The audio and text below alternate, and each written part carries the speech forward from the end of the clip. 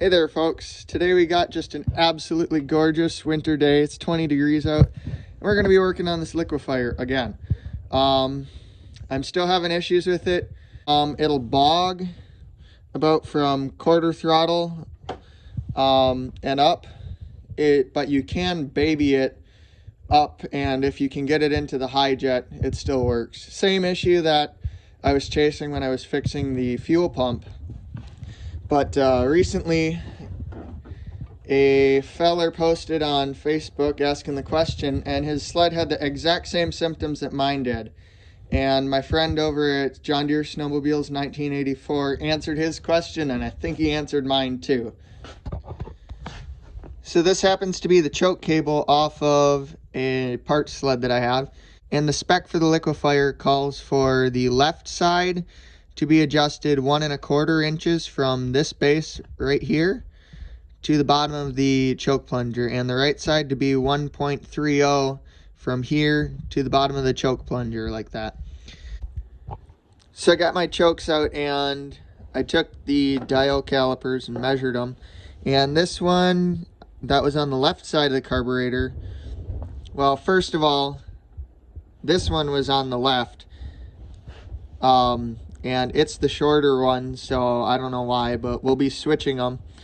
But this one came in at 1 inch from here to there, and this one came in at 1 1/8 inches, so that's definitely too short.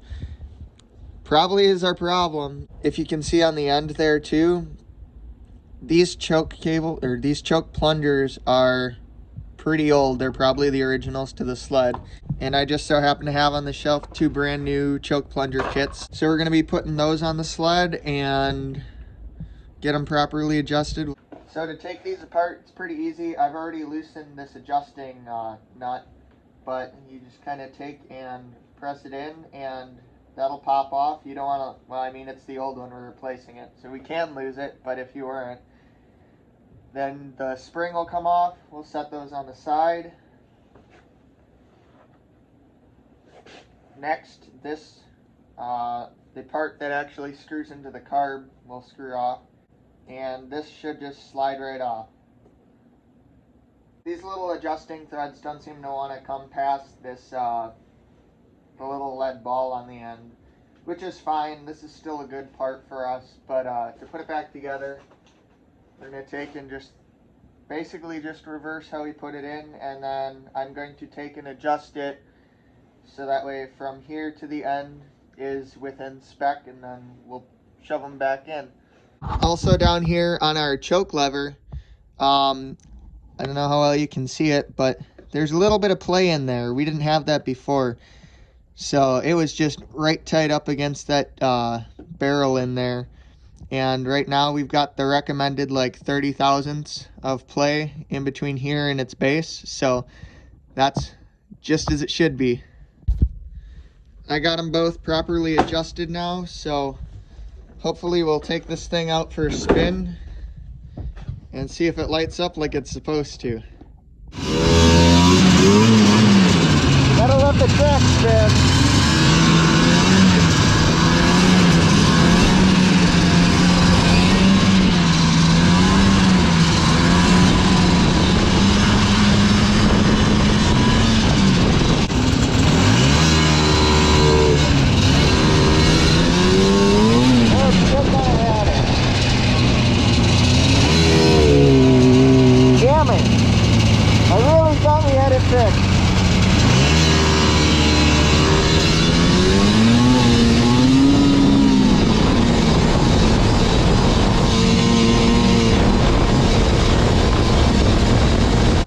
Alright, I got her pulled back into the shop, and as you can see, our 30 thousandth clearance here is no longer there. So I'm thinking that's why it was still doing the bogging thing, but it has gotten a lot better. So what I'll do is, well, one, you have to adjust this with the dash down because it affects the length of the cable. But I'll take and, I don't have to actually take them out. I'll just loosen that up and then spin them down each like half a turn until I get that 30 thousandth up here. Alright, so it took me 1.5 turns on those choke levers or choke plunger adjusters to actually get it to sit at 30 thou. But we'll take that for a try.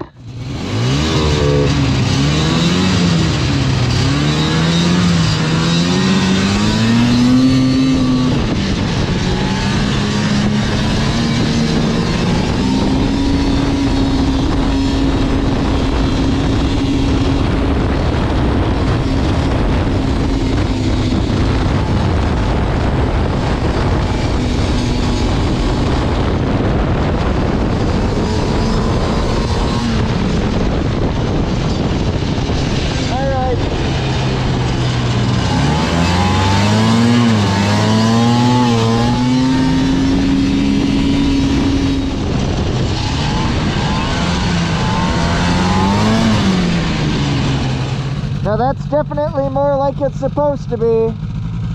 I think we got her fixed.